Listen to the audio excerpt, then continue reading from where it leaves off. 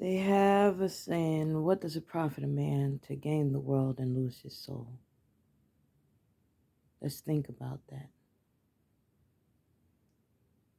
To gain the world, who wants possession of the entire world? The only one who would want that would be a man of greed, idolatry. A man who seeks power only under his control, not to help, but to hurt and harm under selfish reasonings of himself. Material should never define who and what you are. It's not an identity. See, to gain the world and lose your soul, you're in a shop full of counterfeits regardless. Doesn't matter how successful you are because it's all counterfeit. Nothing around you is true. Nothing around you is real. It's all counterfeit. It's all fake. You got the yes people around you because they want to be in the presence of someone with power and authority, but they lack to know what you did, whom you did wrong to, in order to get that power, in order to get that authority. And please understand, don't get this misconstrued. Yeah, you can gain all that and still be empty inside, still have lost your identity completely, losing whom you are. No, you may not lose your gift, but you will be limited. Access will be denied. Your walls start coming down. Your downfall starts tumbling down. Those once tall towers get knocked down to the ground. And then what?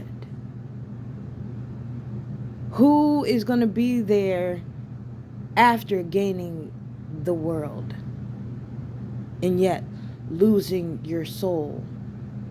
I was reading in Proverbs.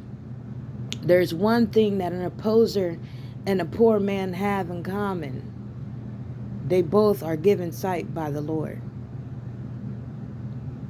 Think about that. I was raised on this saying, I'd rather be rich in spirit and poor in a physical realm in their eyes, compared to being rich in a physical, earthly, worldly, round way and be poor in spirit. One speaks temporary, one speaks eternal. You see, even in this world, this life is temporary. But we have to make a decision, us as a people, if we want eternal life or we want something that just soothes the moment. Yeah, it happens in every decision we make, every word we speak, and we lack, and many times we forget that those moments of being satisfied for 5 seconds, 5 minutes, that hit and run, that aroma that just seems to be so captivating and tempting, that if we don't say no, we've given up our power. Power that we had yet to even tap into. See, we have to know what we carry. And once we know what we carry, we won't take ourselves for granted, let alone the gift. We won't misuse or abuse what was actually given. We didn't have to earn it. Many things on this earth we have to earn. But in the spiritual realm, there are things that are given that we should honor, that we should cherish and not take lightly.